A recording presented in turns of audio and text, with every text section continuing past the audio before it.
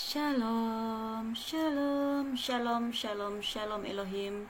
Segala puji syukur, hormat, kemuliaan bagi Bapa Yahweh, Suahamas Elohim, Tuhan Yesus Kristus dan kuasa Roh Kudusnya yang sedang berbicara di tengah dunia ini. Sekali lagi, Tuhan menggerakkan di hati saya untuk tampil, untuk menyampaikan kebenaran firman Tuhan dan juga isi hatinya. Terpuji-pujilah namamu Tuhan. Biarlah semua anak-anak Tuhan yang mendengarkan perkongsian live ini, perkongsian daripada isi hati hamba-Nya ini dengan penuh kerendahan hati, saya mohon pengampunan baik daripada Tuhan Yesus Kristus maupun daripada siapapun juga yang mendengar kesaksian ini. Kiranya ada kelemahan, Tuhan meluputkan hamba-Nya, dan biarlah suara yang murni, suara daripada Bapa Yahweh sendiri, daripada Tuhan Yesus Kristus dan Roh Kudus yang akan menjamah setiap hati kita untuk menerima kesaksian ini dengan hati yang terbuka, dengan pikiran yang terbuka, untuk supaya kita semakin mendekatkan diri kepada Tuhan Yesus Kristus, penyelamat jiwa kita. Haleluya, Shalom Elohim. Saya jabarkan kepada Bapak Yahweh yang sudah memakai tubuh casing anaknya yang taat dan setia, Bapak Iman Lahagu. Shalom Elohim, Pangeran Ilahi Yesus Christ, Tuhan Yesus Kristus, Roh Alfa dan Omega yang sedang berbicara di tengah-tengah dunia ini melalui Pak Aditya Nugrahanto yang sedang menyatakan isi hati Tuhan sendiri kepada dunia ini akan perkara-perkara ke depan yang akan berlaku ke atas muka bumi ini. Shalom Elohim kepada Ibunda Fe, mempelai ilahinya, malaikat Mary, malaikat kitab Wahyu yang bekerja dengan sekeras-kerasnya pada waktu ketika ini. Shalom Elohim juga kepada semua para saksi-saksi surga, para malaikat Tuhan yang sudah mengambil tubuh casing anak manusia yang diperkenankannya. Shalom Elohim kepada Bapak Ibu, saudara-saudari, keluarga yang dikasihi dalam Tuhan, dimanapun Anda berada pada saat detik ketika ini. Diberkatilah yang datang di dalam nama Tuhan Yesus Kristus. Tuhan memberkati Anda semua. Baiklah, seperti mana yang telah saya tuliskan, di mana saya membawa suatu persoalan, mengapa Tuhan yang baik memurkai dunia ini.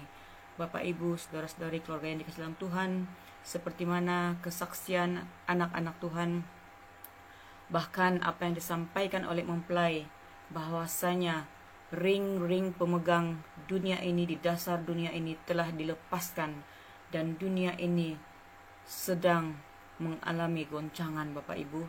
Dan saya punya satu persoalan, mengapa Tuhan yang baik memurkai dunia ini? Karena pada ketika 2020 mendengar kesaksian mempelai, bahwasanya dia mengatakan kita sudah berada di kitab Wahyu, dan dikatakan sangkakala keberapa yang sudah dibunyikan. Ketika saya menyampaikan hal ini kepada orang terdekat dengan saya katakan kita harus bersiap, karena ke depan ini murka Tuhan akan menimpa. Karena apa? Karena kita sudah berada di kitab Wahyu. Pertama, kenapa Tuhan memurkai dunia ini, Bapak Ibu? Kita sesungguhnya, kaki kita sudah berada di kitab Wahyu. Dan ketika saya menyampaikan ini kepada orang yang terdekat, dia tidak mau percaya akan hal ini. Dia katakan, jangan kamu salah mentafsirkan firman Tuhan. Jangan kamu mempermain-mainkan firman Tuhan. Apa yang berlaku itu adalah bencana-bencana biasa-biasa sahaja. Sudah lama berlaku. Dari dahulu pun bencana-bencana itu sudah berlaku. Jangan kamu pandai-pandai mengatakan itu adalah murka Tuhan, katanya. Dan saya percaya suara yang mengatakan seperti ini bukan hanya saya yang mengalaminya, bukan satu dua orang yang tidak mau percaya atau enggan untuk percaya bahwasanya bencana-bencana yang berlaku pada ketika ini adalah murka-murka Tuhan. Ramai orang tidak mau mempercayainya. Ramai orang menganggap itu bahwasanya sudah lama berlaku. Ribut taufan Greg, ribut taufan Ladina, El Nino dan sebagainya itu sudah dari dahulu berlaku, dan mereka menganggap apa yang berlaku juga pada ketika ini itu adalah seperti bencana-bencana yang terdahulu, hanya namanya yang menjadi baru. Dan ada juga hamba Tuhan yang mengatakan, selepas orang-orang kudus diangkat daripada muka bumi ini, yaitu pengangkatan di awan-awan itu, barulah dunia ini akan dimurkai. Nah, itulah ajaran teologia yang disampaikan oleh kepada kita semua melalui gereja Tuhan. Selama ini kita menganggap bahwasanya murka-murka Tuhan itu akan menimpa dunia ini selepas anak-anak Tuhan, yaitu orang-orang kudus, terangkat di awan-awan. Nah, itulah yang membuat mengapa para saksi-saksi surga yang pada ketika ini disuruh tampil untuk bersaksi, memberitahu untuk bertobat, murka-murka Tuhan sedang berlaku. Malaikat-malaikatnya telah mengukur kota per kota, negara ke negara. Mereka mentertawakan dan enggan untuk percaya. Karena apa? Karena mereka percaya murka itu belum lagi, Bapak Ibu. Mereka menganggap murka itu jauh lagi. Karena apa? Karena mereka menantikan kedatangan sosok pribadi Tuhan Yesus Kristus itu di awan-awan. Dan mereka, kalaupun dia datang, mustahil akan datang di Indonesia. Mereka percaya bahwasanya tempat Israel yang sesungguhnya itu adalah di Israel Timur Tengah.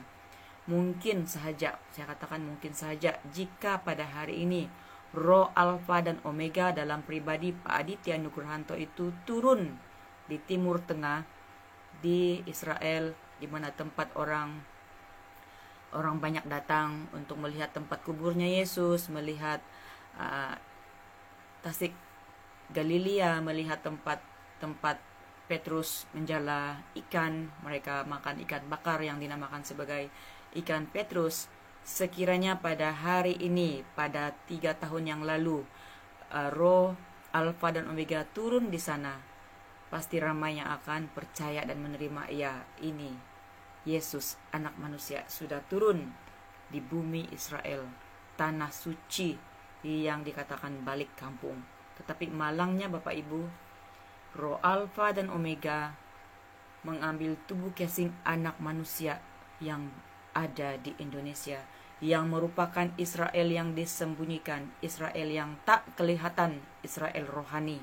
Ini yang tidak dapat dimengerti oleh para teologian, para hamba-hamba Tuhan, para pengajar, para guru kitab yang bernama pendeta, pastor, maupun bishop sekalipun gagal memahami akan hal ini. Karena apa? Selama bertahun-tahun kita diajar oleh ajaran teologia, tetapi kita gagal untuk mencerna firman Tuhan di dalam dimensi roh dan kebenaran. Kita gagal untuk mengartikan perumpamaan-perumpamaan itu di dalam dimensi roh. Maka itu kita tidak dapat menangkap pekerjaan proyek ilahinya yang sedang bekerja pada saat ini, bahwa sesungguhnya Tuhan sedang memurkai dunia ini. Tuhan sedang melanda negara ke negara, kota per kota. Sesungguhnya itu ya dan amin sedang berlaku pada saat ini. Hari-hari ini kita sedang menyaksikan agenda ilahinya Bapak Ibu tanpa kita sadar. Bagi anak-anak Bapak Yahweh, kita melihat dengan mata hati yang terbuka. Kita bersyukur karena kita sedang menyaksikan agenda ilahinya untuk menutup zaman ini, untuk meluluh lantahkan dunia ini, dan membawa anak-anaknya yang menangkap proyek ilahinya ini untuk masuk ke kerajaan 1000 tahun damai. Hanya orang-orang yang kecil, orang-orang yang hina, yang dikaruniai hikmat ilahi, yang dapat memahami hal ini. Sementara semua itu adalah suatu kebodohan bagi orang-orang pencinta dunia ini. Bahkan kita, para saksi surga, anak-anak Tuhan yang disuruh oleh Bapa Yahweh untuk tampil keluar bersaksi, kita dituduh sesat, kita dianggap terlalu berpikiran negatif akan dunia ini. Dan apa yang gereja Tuhan ajarkan pada hari-hari ini, berpikiran positif, memperkatakan hal-hal yang positif, hal yang baik-baik kepada dunia ini, termasuklah apa yang di perayaan yang dimasukkan ke dalam perayaan gereja pada tahun-tahun yang kebelakangan ini adalah bumi hijau.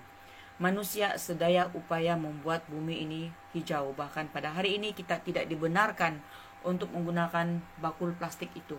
Kita ke kedai membawa bakul plastik kita sendiri. Supaya apa? Menyelamatkan dunia ini daripada sampah-sampah yang tidak diperlukan. Sadarlah, wahai Bapak Ibu, kita sudah berada di kitab Wahyu. Mau tidak mau, dunia ini sedang dimurkai. Kenapa dimurkai? Karena apa? Sebab manusia sudah terlalu angku, ego, tinggi diri, bebal hati, sesat hati. Bahkan manusia tidak mau bertobat dengan sungguh-sungguh. Tidak mengerti apa itu arti pertobatan yang sesungguhnya. Mereka menyangka hanya dengan menerima Tuhan Yesus Kristus sebagai Tuhan, bermodalkan iman percaya saja, itu sudah selamat.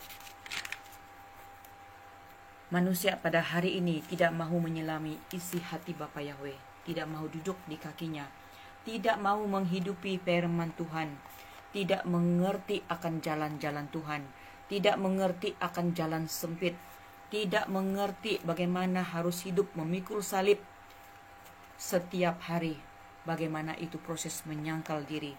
Bahkan manusia yang ada di hatinya adalah menjadi berkat, mahu berkat, dan berkat. Seperti mana ketika Yesus membuat mujizat itu, ada ramai beribu-ribu orang yang mengikuti Yesus itu, menanti-nantikan mujizat, menanti-nantikan makanan.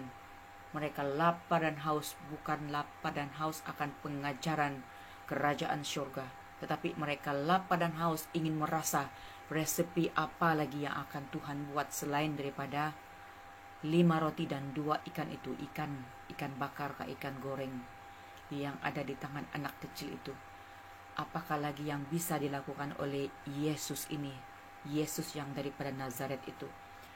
Itu yang ditunggu-tunggu oleh banyak orang pada hari ini, mengikuti Yesus hanya untuk berdoa, memperoleh berkat-berkat dan berkat, meminta berkat daripada Tuhan. Sadarlah kita pada hari ini bahwasanya Tuhan datang di penutupan zaman ini bukan membawa berkat kepada kita Bapak Ibu secara jasmani, tetapi Tuhan membawa berkat rohani. Ia menghantam dunia ini dengan murka-murkanya.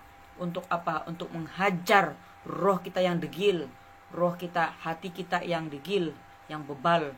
Untuk supaya apa? Supaya orang-orang fasik, orang-orang jahat itu akan sempat bertobat. Jika sekiranya mereka terselamat daripada murka-murka itu, daripada bencana-bencana itu, kita akan menyaksikan orang-orang akan mati, orang-orang akan mengalami kematian. Baik itu orang benar, firman Tuhan mengatakan orang fasik, orang jahat akan dihukum, akan dibunuh. Namun demikian ada juga orang fasik, orang jahat, semakin jahat, tapi kenapa Tuhan biarkan mereka hidup lama?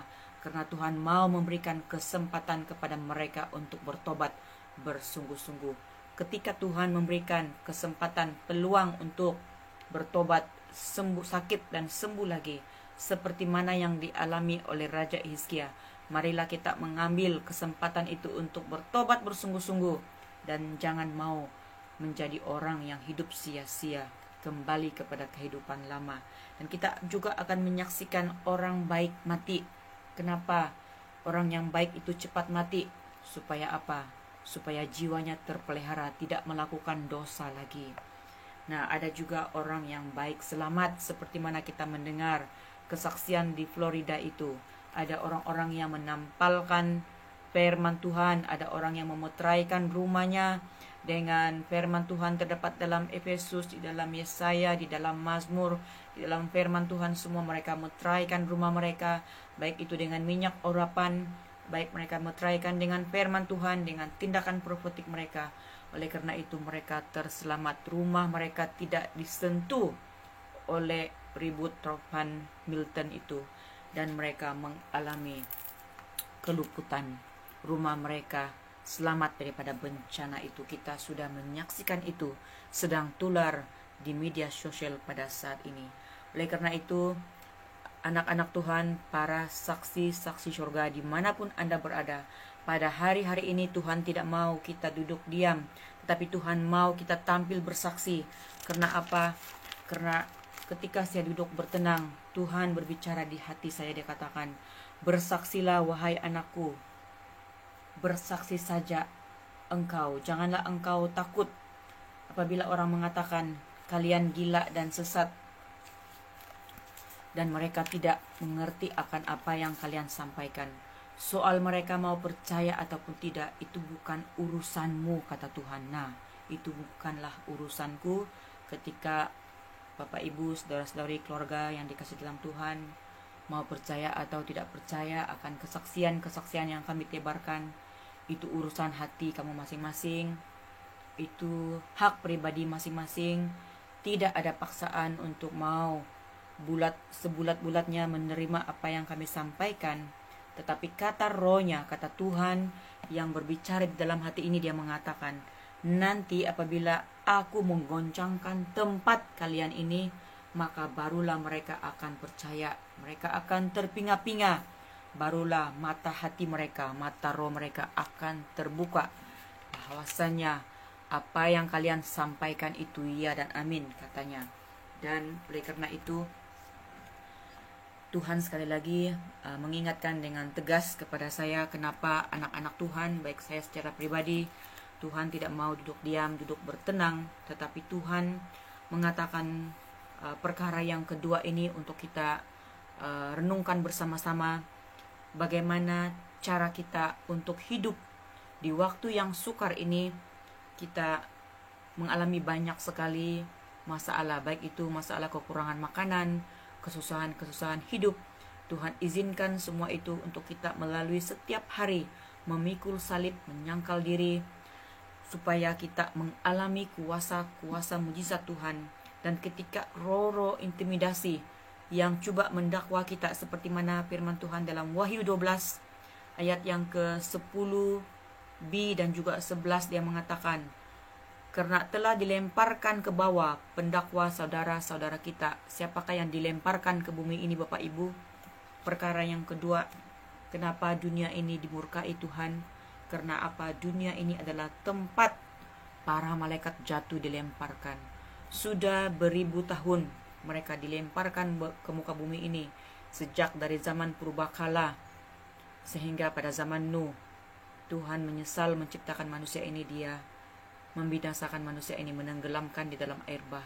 Karena apa? Malaikat jatuh telah berkawin dengan anak-anak manusia, melahirkan keturunan Nephilim, melahirkan keturunan orang-orang Gergasi, suku Enak, sehingga membuat orang-orang Israel ketakutan untuk masuk ke tanah Kanaan, karena mereka melihat orang-orang suku raksasa itu, dan mereka merasa diri mereka sangat kerdil, sangat kecil, tidak mampu untuk mengalahkan orang-orang raksasa itu.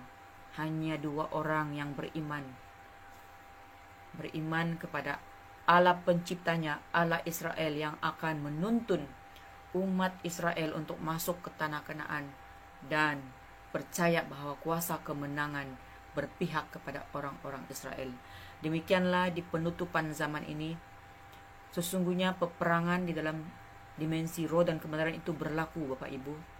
Anak-anak Tuhan, anak-anak Bapa Yahweh bukan saja mengalami jalan sempit, baik secara fisikal, kita mengalami kesusahan makan minum, kita mungkin terblokir, tetapi dalam satu aspek secara roh, kita mengalami dakwaan-dakwaan daripada kuasa kegelapan ini, daripada setan iblis ini. Bahkan ia memakai orang-orang yang terdekat dengan kita untuk menjatuhkan iman kita, untuk melemahkan kita. Tetapi pada hari ini Tuhan mengingatkan saya sekali lagi bahwasanya, anakku, katanya, kalahkanlah mereka dengan kuasa darah anak domba, ayat yang ke-10. Dan oleh perkataan kesaksian-kesaksian kalian, katanya, kalian boleh mengalahkan. Seperti mana yang dikatakan oleh mempelai, jangan bersembunyi, jangan saling menyokong dosa dan pelanggaran sesamanya, saling tapuk itu dosa, sembunyi itu dosa, tidak mau dibongkar. Tetapi firman Tuhan yang disampaikan oleh Ibu P, mempelai ilahinya, adalah makanan gada dan besi, makanan keras. Tuhan tidak mau kita menyembunyikan dosa dan pelanggaran, Bapak Ibu. Walaupun hukum kasih-Nya Ia mengatakan, kasih menutupi segala sesuatu. Inilah yang banyak orang ambil firman ini dan guna pakai untuk kepentingan diri sendiri. Tidak mau menyentuh dosa orang lain. Karena apa? Nanti dosa dan pelanggaran diri sendiri juga akan disentuh. Tetapi apa yang Tuhan mau? Perkataan kesaksian anak-anak Tuhan yang diurapinya dengan kuasa darah anak domba Allah akan mengalahkan segala kuasa setan iblis yang coba mengintimidasi anak-anak Tuhan siang dan malam tanpa hentinya. Saat kita tidur, tubuh kita tidur, tetapi roh kita biarlah berjaga-jaga supaya kita mendapat kemenangan demi kemenangan di dalam Tuhan. Bapak Ibu, ketika saya duduk di kaki Tuhan, saya merenungkan apa akhirnya akan berlaku kepada dunia ini. Dan saya mengalir mencatat, sesungguhnya Bapak Ibu, dunia ini akan menjadi neraka yang sesungguhnya. Dunia ini akan menjadi neraka yang sesungguhnya. Apabila saya mengatakan ini, mungkin ramai orang akan mengatakan, saya tidak membawa kabar sukacita bagi Anda. Kamu tidak suka mendengar kesaksian ini, karena kesaksian saya dicop mengatakan, saya menakut-nakutkan, menebarkan roh ketakutan. Sadarkah Bapak Ibu, saudara-saudari, firman Tuhan mengatakan bahwasanya Tuhan datang menakut-nakuti bumi ini. Bagaimanakah Tuhan datang menakut-nakuti bumi ini? Bukan saja melalui badai gelombang, bencana demi bencana yang akan ditimpakan ke atas dunia ini, tetapi melalui kesaksian anak-anak Tuhan. Apabila Anda mendengar kesaksian anak-anak Tuhan, Anda merasa takut, Anda merasa ditakuti, dan Anda menolak. Sadarlah, wahai Bapak Ibu, saudara-saudari, sekiranya ada penolakan di hatimu terhadap kesaksian anak-anak Tuhan, koreksilah diri. Apakah di dalam pribadi saya ini, saya selama ini hanya makan makanan rohani yang manis-manis saja, sehingga membuatkan saya diabetes rohani, sehingga membuatkan saya tidak suka makanan keras. Saya hanya mau makanan yang manis-manis saja.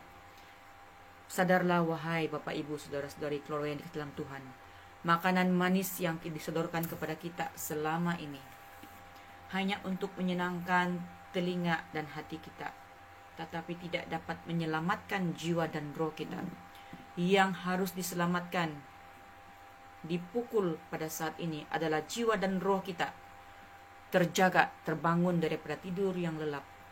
Apakah kita selama ini menjadi anak Tuhan yang manja? Marilah kita sadarkan diri kita. Dan hal ini tidak dapat dilakukan oleh hamba Tuhan, pendeta pastor. Seringkali hamba-hamba Tuhan terhambat untuk menyampaikan firman Tuhan yang menyakitkan hati anak-anaknya. Karena apa? Karena nanti anak-anak Tuhan ini tidak mau datang ke gereja, tidak mau datang beribadah. Maka sedikitlah anggota jemaatnya. Tetapi pada hari-hari ini, Tuhan memakai para hamba-hambanya, orang-orang kecil, orang-orang yang dipandang hina oleh dunia ini, untuk menyampaikan murka-murka Tuhan sedang berlaku atas muka bumi ini. Bersiaplah, berjagalah, terjaga dan berdoalah. Jangan mau tidur lagi jiwamu, rohmu dibuai oleh dunia yang fana ini, dunia tipu-tipu ini. Karena sesungguhnya dunia ini akan menjadi neraka yang sesungguhnya. Kenapa saya katakan demikian? Karena firman Tuhanlah yang meneguhkan, bukan keluar daripada bibir mulut hamba sebagai hamba manusia debu tanah yang lemah, yang berdosa ini. Tetapi Tuhan sudah mencatatkan di dalam kitab Henok pasal yang pertama ayat yang ke-9. Saya membacakan firman Tuhan ini. Dan lihatlah, dia datang, dia huruf besar, dia datang dengan berjuta-juta orang kudus untuk menjalankan penghakiman atas mereka. Pertama, menjalankan penghakiman atas mereka. Yang kedua, dan akan menghancurkan orang fasik. Yang ketiga, dan akan menuntut pertanggungjawaban dari orang-orang berdosa dan orang-orang fasik yang telah dilakukan mereka terhadap Dia, huruf besar. Nah, apa yang dunia telah lakukan terhadap Yesus? Mereka telah menyalibkan Dia, mereka telah memukul, mereka telah mencambuk Dia. Di akhir masa ini, di penutupan masa ini, Dia akan datang. Dia yaitu sosok Imam Mahdi. Dia dalam ini bermaksud Roh Alfa dan Omega, Tuhan Yesus Kristus sudah datang ke dalam dunia ini. Ada ramai orang menanti-nantikan Dia datang di awan-awan. Bapak, Ibu, saudara-saudari yang dikasihi dalam Tuhan, kita manusia debu tanah yang sudah sangat berdosa ini tidak mungkin dapat melihat kemuliaan Tuhan yang maha dahsyat, maha kuasa, yang mengalahkan matahari untuk melihat Dia datang di awan-awan. Itu adalah berbicara soal dimensi roh dan kebenaran. Dan itu sudah berlaku 3 tahun yang lalu, bahwasanya rohnya telah mengambil tubuh casing anak manusia yang diperlayakkannya, seorang yang rendah hati, untuk dipakai sebagai alatnya. Rohnya, Roh Alfa dan Omega, Roh Tuhan Yesus Kristus itu sendiri memakai Pak Aditya Nugrahanto yang bersama dengan Bapak Iman Lahagu, Bapak Yahweh sendiri bersama dengan mempelai ilahinya sedang menggiring anak-anaknya untuk masuk, dipersiapkan dengan standar ilahi yang tinggi untuk mengikuti jalan yang terlalu sempit ini, masuk dan masuk lebih dalam lagi ke kerajaan 1000 tahun damai. Itu yang sedang berlaku pada saat ini, Bapak Ibu, yang tidak dimengerti oleh anak-anak manusia di seluruh dunia ini. Bahwasanya firman Tuhan di dalam kitab Henok bab yang pertama ayat yang ke-9 ini sama ayatnya dengan kitab Yudas ayat yang pertama, pasal yang pertama ayat yang ke-14 hingga 15 itu adalah sama. Kita boleh merujuknya di dalam kitab Yudas pasal yang pertama ayat yang ke-14 dan 15. Dan juga kitab Yudas pasal yang pertama ayat yang ke-6 mengenai pemberontakan para malaikat. Sudah berlaku pemberontakan para malaikat, di mana kitab Yudas pasal 1 ayat yang ke-6 dia mengatakan, dan bahwa Ia menahan malaikat-malaikat yang tidak taat pada batas-batas kekuasaan mereka, tetapi yang meninggalkan tempat kediaman mereka dengan belenggu abadi di dunia kekelaman sampai penghakiman pada hari besar. Bilakah hari besar itu, Bapak Ibu? Sedang berlaku pada saat ketika ini hari besar Tuhan sedang menimpa dunia ini. Karena itu kita menyaksikan kebenaran-kebenaran firman Tuhan, ya dan amin, akan berlaku atas muka bumi ini. Firman Tuhan yang ingin saya bacakan yang ketiga terdapat di dalam 2 Petrus pasal yang kedua ayat yang keempat. 2 Petrus pasal yang kedua ayat yang keempat. Firman Tuhan mengatakan, sebab jikalau Allah tidak menyayangkan malaikat-malaikat yang berbuat dosa, tetapi melemparkan mereka ke dalam neraka. Dalam kurungan, neraka itu dalam bahasa Yunani adalah Tartarus. Dan dengan demikian menyerahkan ke dalam gua-gua yang gelap untuk menyimpan mereka sampai hari penghakiman. Dan ketika saya melihat kitab Henok, saya mendapati tertulis di sana bahwasanya Tartarus adalah tempat yang paling dalam di jurang neraka. Kata ini hanya muncul satu kali, kata Tartarus itu hanya muncul satu kali saja dalam Alkitab, yaitu di surat Petrus. Menurut mitologi Yunani, Tartarus adalah penjara di bawah bumi. Nah, perhatikan, Tartarus adalah penjara di bawah bumi. Bumi tempat penyiksaan dan penderitaan bagi mereka yang berbuat jahat, dan tempat penjara bagi para titan, yaitu raksasa. Bapak, Ibu, saudara-saudari, keluarga yang dikasihi dalam Tuhan, bukankah perkara ini telah disampaikan oleh Pangeran Ilahi tentang hal Tartarus, tentang Titan, raksasa itu sudah ada di muka bumi ini, dan bahwasanya dunia yang kita diami ini, tempat yang kita tinggal ini sudah dipenuhi oleh para malaikat jatuh yang sedang mengambil tubuh casing manusia yang berdosa, yang tidak takut akan Tuhan. Saya lanjutkan pembacaan firman Tuhan ayat yang keempat. Shalom, hai semua yang sudah masuk. Saya teruskan perkongsian firman Tuhan, di mana Tuhan letakkan kepada saya pada hari ini, bagaimana, kenapa Tuhan yang baik memurkai dunia ini pada saat ini. Dan firman Tuhan yang keempat terdapat di dalam Wahyu bab yang ke-12 ayat yang ke-9. Saya menyampaikan tadi itu dalam pertama di dalam kitab Henok, pasal yang pertama ayat yang ke-9, bagaimana dunia ini sudah menjadi tempatnya malaikat-malaikat jatuh. Kenapa Tuhan sedang datang ke dalam dunia ini. Dan juga di dalam Yudas 1 ayat 14 hingga 15 itu sama dengan kitab Henok, pasal pertama ayat yang ke-9. Seterusnya ayat yang kedua tadi yaitu dalam Yudas bab yang pertama ayat yang ke-6. Yang ketiga 2 Petrus bab yang kedua ayat yang keempat. Dan yang keempat ini adalah di dalam Wahyu bab yang ke-12 ayat yang ke-9. Wahyu bab yang ke-12 ayat yang ke-9, firman Tuhan mengatakan, dan naga besar itu, si ular tua yang disebut iblis atau setan, yang menyesatkan seluruh dunia, dilemparkan ke bawah. Ia dilemparkan ke bumi. Nah, perhatikan baik-baik, dilemparkan ke bumi. Di tempat tinggal kita di bumi ini, mereka dilemparkan bersama dengan malaikat-malaikatnya. Nah, Bapak Ibu, saudara-saudara yang dikasihi dalam Tuhan, ramai orang percaya cerita-cerita horor, cerita-cerita hantu. Mereka melihat bagaimana manusia dirasuk, bagaimana manusia itu minta didoakan pelepasan, terjadi manifestasi. Tetapi manusia, orang-orang tidak percaya sekiranya hamba-hamba Tuhan, anak-anak Tuhan, tubuh casingnya juga boleh dipakai oleh malaikat-malaikat Tuhan, malaikat-malaikat yang baik, malaikat-malaikat pembawa kebenaran firman Tuhan, malaikat kitab Wahyu sudah turun ke muka bumi ini memakai tubuh casing Ibu Dape Hamdani, malaikat Mikail, malaikat Gabriel, malaikat semuanya sudah memakai tubuh casing manusia untuk memberitakan kebenaran, untuk membawa dunia ini masuk ke kerajaan 1000 tahun damai, yaitu kerajaan 777.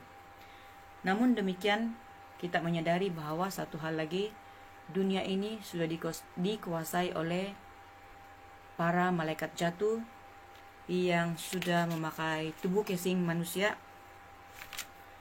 seperti mana yang terdapat dalam Efesus. Mereka itu mengambil rupa 3P 1R, mengambil rupa pemerintah dunia, penguasa-penguasa, orang-orang yang berkuasa, penghulu-penghulu.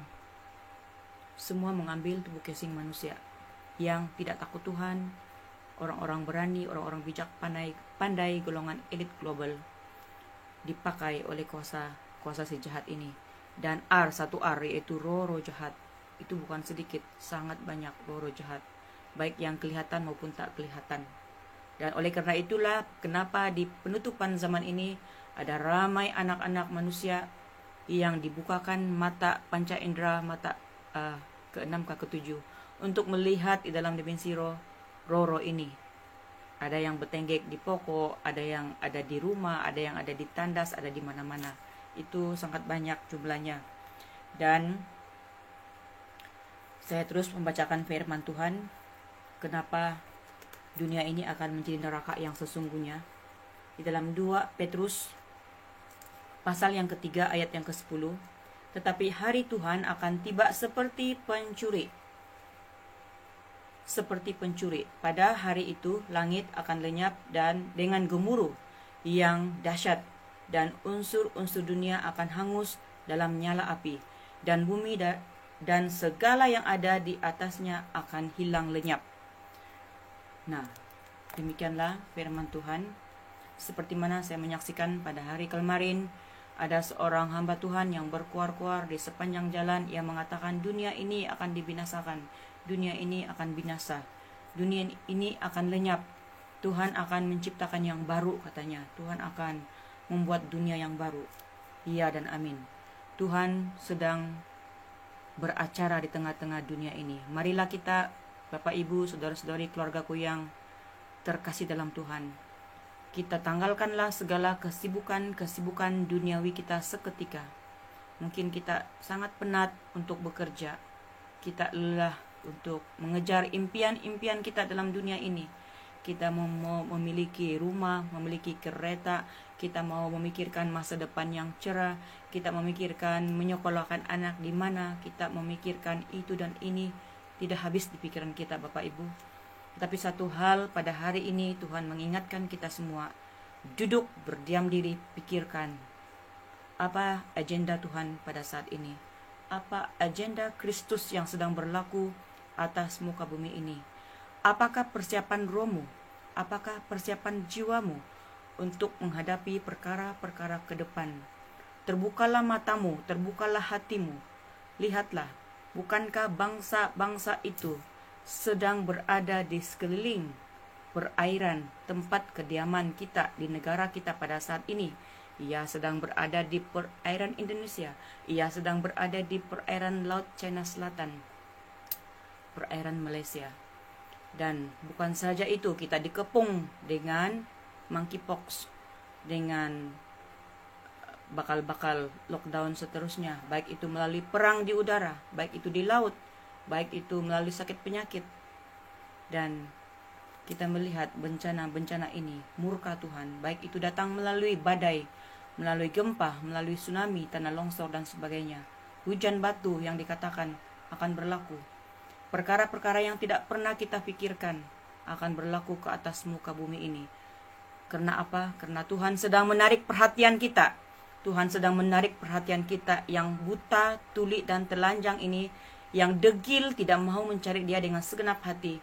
Tuhan akan menggunakan kekuatan kuasanya, menggoncangkan hati kita, menggoncangkan roh kita. Apabila kita kehilangan segala sesuatu, kehilangan kereta, kehilangan rumah, kehilangan harta benda, bahkan mungkin diizinkan kehilangan orang yang kita sayangi, di sanalah kita akan teriak, menangis, meraung-raung, meminta pertolongan Tuhan, berbalik kepada Dia. Dan pada ketika ini, jikalau saya meneruskan pembacaan firman Tuhan di dalam kitab Yesaya 24 ayat 19, 20 sampai 22, di mana firman Tuhan mengatakan, bumi remuk redam, inilah kesudahan dunia. Bapak Ibu, dunia ini sesungguhnya akan diluluh lantakan. Bumi hancur luluh, bumi goncang gancing. Sekiranya demikianlah berlaku atas muka bumi ini, untuk apalagi kita mengimpikan sesuatu yang sangat besar. Marilah kita menguruskan urusan roh dan jiwa kita.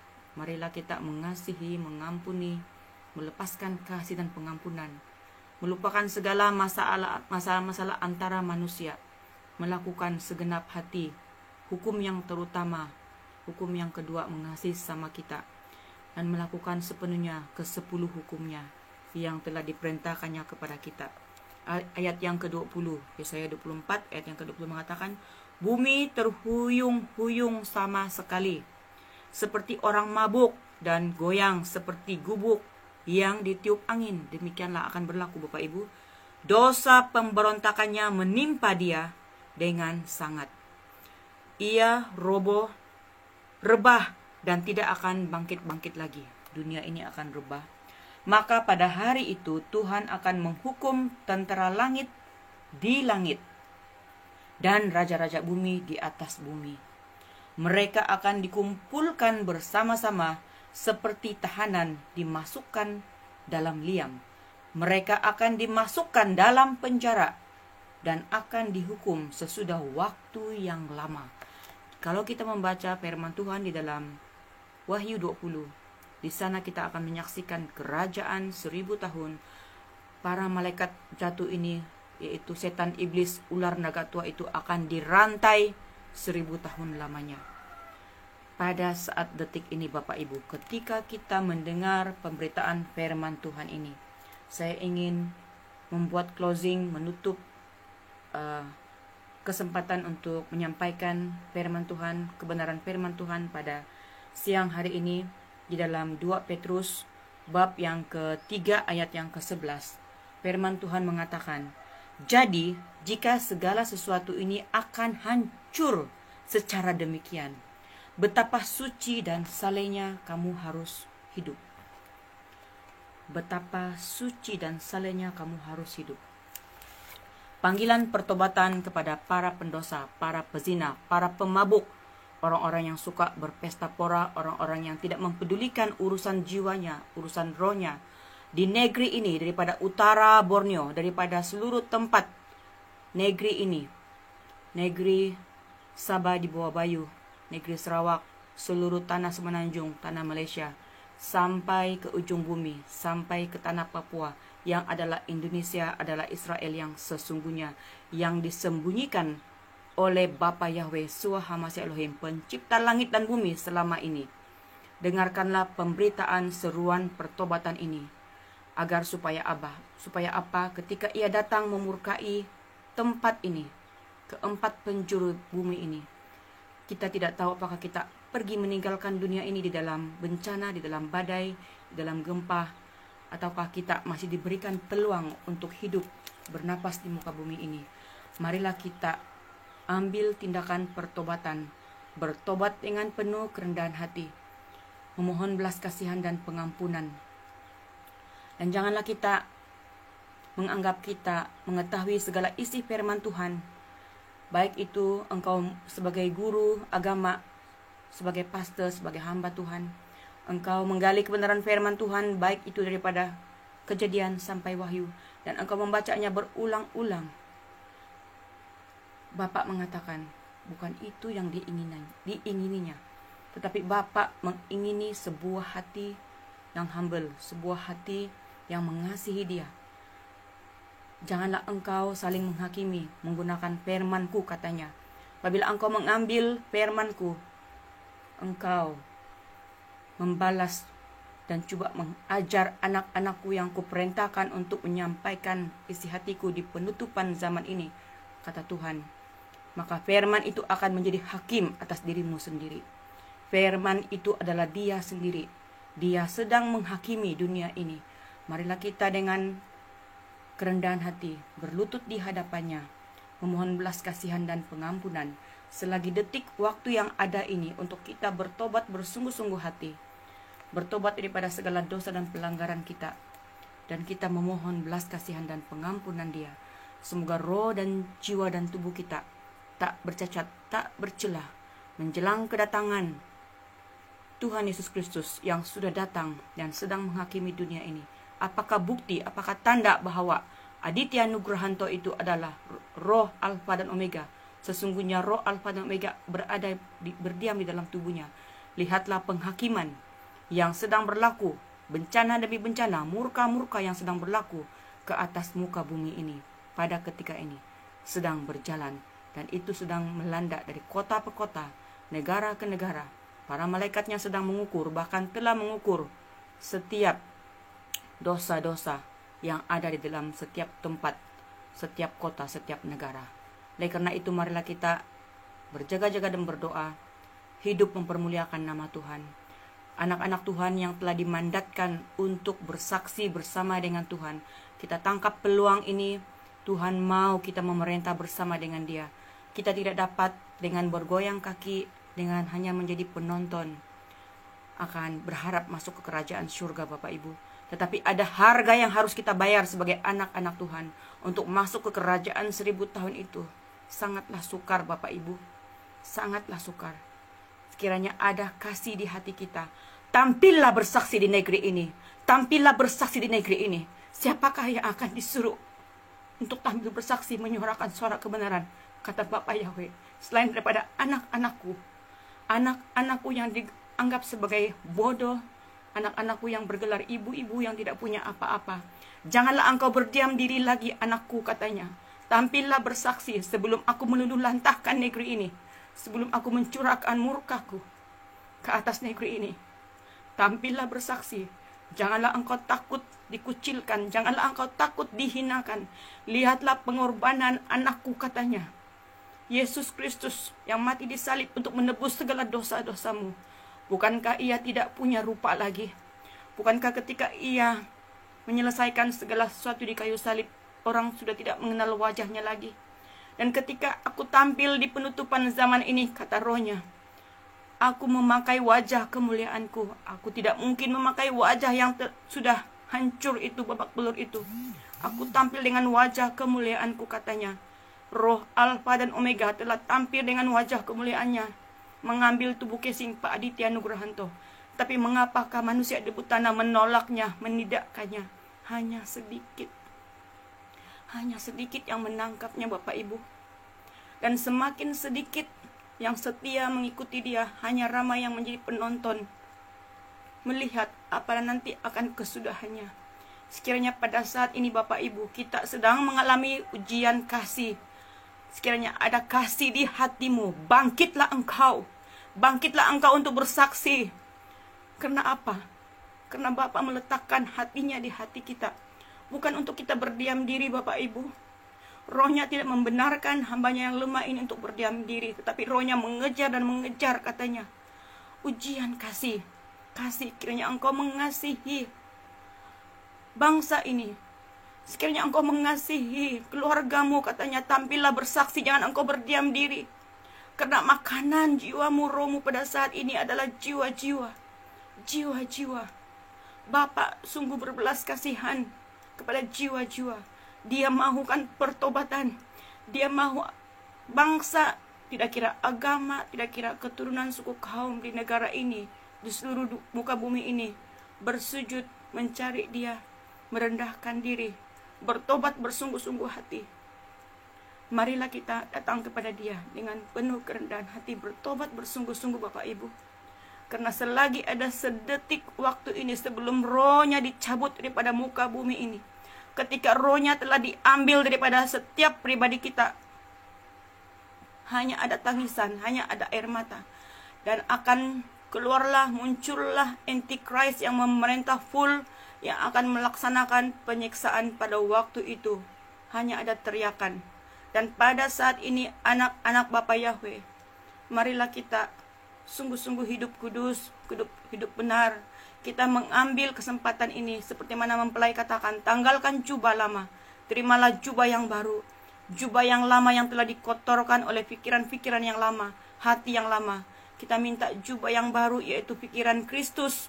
Kita minta hati kita ini mengalami hati Bapa, hati yang diperbaharui. Kita sungguh-sungguh mematikan kedagingan ini. Berpuasa itu, Bapak Ibu, bukan saja di tahun yang kemarin, hari yang kemarin, bulan yang kemarin. Tapi kita minta kepada Tuhan, berikanlah saya hati yang senantiasa mau berpuasa dan berdoa, berjaga-jaga dan berdoa. Kita tidak mampu dengan kekuatan kita, tetapi bersama dengan kekuatan kuasa Rohnya yang tak terbatas, Ia akan memampukan kita semua. Haleluya, haleluya. Shalom Elohim kepada semua Bapak Ibu, saudara-saudari, keluarga yang dikasihi dalam Tuhan. Terima kasih yang sudah masuk ke live ini. Bukan keinginan saya untuk menyampaikan isi hati Bapa secara live. Sebenarnya saya ingin merekam, tetapi karena telepon saya ini mengalami masalah, tidak dapat mengangkat video, maka itu saya harus melaksanakan mandat surgawi yang Bapak suarakan di hati ini melalui rekaman secara live. Dan saya tidak perlu merekam save di dalam telepon yang sedang hang rusak ini. Oleh karena itu saya mengucap syukur untuk kasih dan kemurahan Tuhan yang memberkati kita semua. Marilah kita bekerja bersama dengan Pangeran Ilahi, Bapak Yahweh, Bapak Iman Lahagu bersama dengan Ibu Fe mempelainya. Walaupun kita dipandang hina, dikatakan sesat dan gila di penutupan zaman ini, ingatlah pada zaman Nuh, dia hanya satu keluarga, hanya 8 orang. Tetapi di penutupan zaman ini, di dalam masuk kerajaan 1000 tahun damai ini, kita bukan hanya 2-3 orang Bapak Ibu, tetapi beberapa orang. Biarlah kita menjadi gila segila-gilanya. Biarlah kita gila karena kita mengasihi Tuhan dengan segenap hati, dengan segenap jiwa, dengan segenap kekuatan, dengan segenap akal budi kita. Kita mau melayani Raja, segala Raja, Tuhan Yesus Kristus. Nama Tuhan dimuliakan, ditinggikan. Diberkatilah semua anak-anak Tuhan yang mendengarkan kesaksian ini. Tuhan memberkati. Shalom, shalom, shalom Elohim. Salam pertobatan, salam perdamaian, salam di dalam kasih Tuhan. Kuasa kasih-Nya dilimpahkan, kuasa damai sejahtera-Nya berkuasa ke atas roh, jiwa, dan tubuh kita semua. Haleluya, haleluya, terpujilah nama Tuhan. Amin.